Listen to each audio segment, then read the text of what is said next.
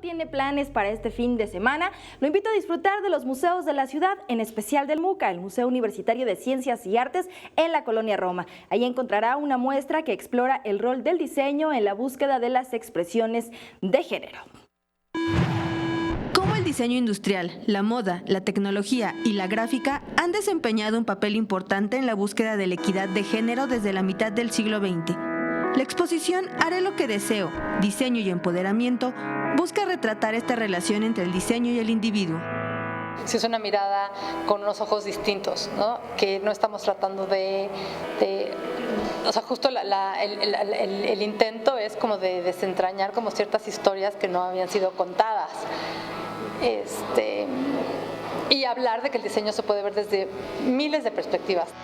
Es así por medio de cerca de 70 objetos entre los que se encuentran interfaces, indumentarios para controlar la menstruación a través de los años, fotografías de mujeres y máquinas de succión de leche, entre otras, muestran cómo ciertos aparatos fueron diseñados para hombres, como la máquina de succión de leche, que fue diseñada para su beneficio hasta cierto sentido, ya que las máquinas antiguas generaban mucho ruido y eso a ellos les molestaba, mostrando una visión sexista del diseño. Y tiene que ver con un poco entender cómo el diseño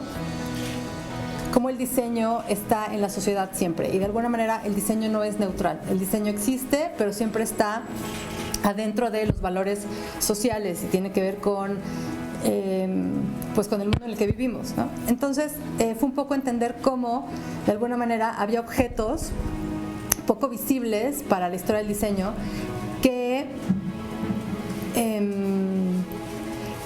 ayudaban a la equidad de género.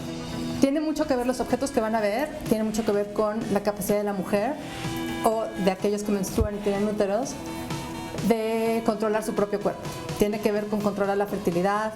La muestra se divide en 3 ejes temáticos que buscan crear un diálogo entre el espectador para hacer que cuestione sobre problemáticas y situaciones a las que las mujeres se enfrentan día a día.